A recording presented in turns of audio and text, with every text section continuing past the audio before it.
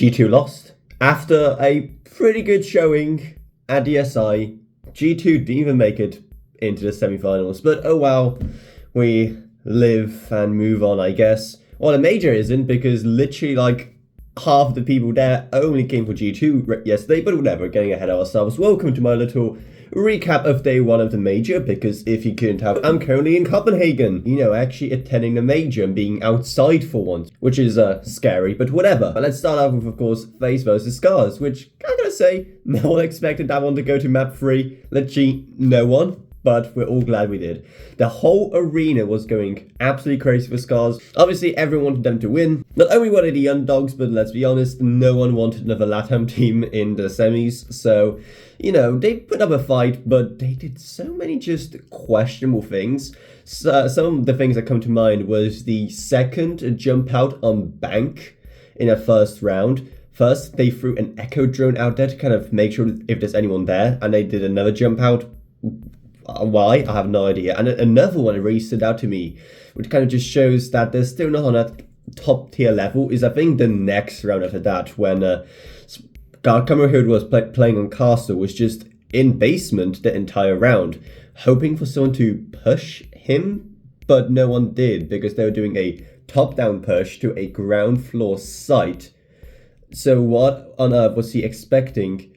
I don't know why he was expecting any kind of engagement in basement, and he wasn't peeking up a staircase or anything. He was literally just in basement waiting for someone to come to him. And while he was doing that, everyone on the side has already died and Faze were planting. So just stuff like that showed that, they just don't have the correct ideas to fully play at this kind of level. What they do have definitely is the kind of resilience to keep going even after losing at the first game, and that, Japanese discipline, which they're famous for, which also kind of made them just such a crowd favorite. Like, there's something just so wholesome about the Japanese, they definitely brought it across, both at the event, online, everything. So, they made quite a few fans in EU yesterday. Then moving on to probably the more interesting match for most of us, that being M&M versus W7M. And of course, the story of Julio, who's now playing his former teammates. I actually got to talk to Julio after the game, when they were doing like a meeting, like a signing meeting in the back area of the event. And he told me that, yeah, he was able to, communicate to M&M how W7M play in the end on some of these maps. But it's not also this, huge advantage that many people think it is. And once again, I am happy that the game did go all the way for 3 maps. I am once again sad that M&M didn't go through. Once again, the whole crowd was going for them, and I think that one hurt especially bad, because maybe not Briber Harvey, but a couple of rows back, it had the entire family as well. They're constantly showing I believe there's some grandparents and some of the players as well on the big screen. So yeah, it was kind of sad. Once again, EU crowd, so of course they'll be supporting of M&M. But they did put on a show. They're still a great org, and they just made way too many mistakes on Cafe. And then especially the last map. Also, just some of the plays they did, I don't even know what they were trying to do, but whatever. Then there's the next one, the one that literally most of the crowd was there for, myself included. Kind of. I'm there for the whole event, but of course I was mainly interested in G2 versus Liquid, and I was really happy to see that, and I was really lucky to be sat on the G2 end of the arena. That was awesome as well, just being able to see them all up close as well. And I gotta say, Doki is even shorter up close, and I have a couple of fun stories to tell about seeing G2 there, but that can wait for my overall vlog from the event. Anyway, first map. It was winnable. It was definitely winnable. But they were just not winning the gunfights they were supposed to. I think the biggest disappointment of all was definitely Benja. The first map went fine for him. The second map went even worse, and then so on and so forth. And it got off to such a great start at the beginning. Benja got a 4K and the interrogation from Doki in the first round. And another very quick win after that. That was the momentum was there, and the crowd was going absolutely wild. But the momentum died down. Once again, a mix of just not being able to account for everything that Liquid were doing, and also just not winning gunfights when they're supposed to, which is kind of a running theme.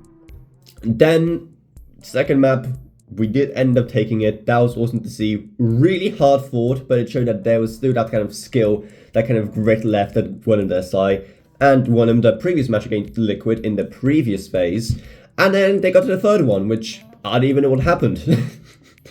Again, it looked like Liquid just had an answer for everything. Benja didn't really show up. And of course, there were a lot of the typical G2 moments when they went from having, you know, a 4-man advantage to just having a 1v1. So that definitely didn't help. Ah, man. And like literally more than half the crowd left at that point, myself included. It was like 11 p.m. It was getting really, really late. And I did see some people then make fun of the fact that the crowd was so small at the major for the last game. But like, again, it was late. And let's be honest, most people were there for just the G2 match. The people who were left there, however, were at that time already very drunk, so I guess it made up for the fact there were less people because those that remained were extra loud. Soniqs versus NIP then. The biggest upset of the day, seeing how they won 2-0 against a team that not only won a side, but everyone was expecting to get in and form that all-Brazil semi-final, which would have been just a nightmare for everyone who isn't from Brazil. But thankfully, they did stick to it, and for the first time in forever, I think, I'm actually rooting for an NA team. And I know a lot of people here are rooting for them as well now, just so we have someone other than LATAM in the final. And they did play really, really well. From the glances I did have, again, I wasn't able to see the whole thing because I was getting back to the hotel.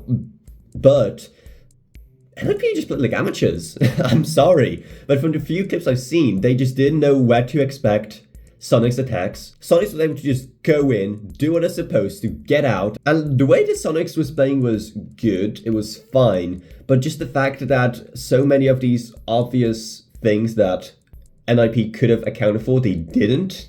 That is the surprising part. The most I've seen of the match was the bank map, and the fact that Soniqs just got so many kills from angles that NIP didn't even expect to be being shot from. But whatever, Soniqs won, yay. The fact that Citizen got further in the event than G2 has to be bittersweet for him. But yeah, that's pretty much everything for the first day. Like I said, I'll be doing a full vlog of my thoughts about what's going on, how it actually is to attend a major when I come back. So definitely stay tuned for that and subscribe. And I hope you enjoyed this little recap of day number 1. What is your favorite match? What was your least favorite match? Let me know down in the comments below. And thanks for watching.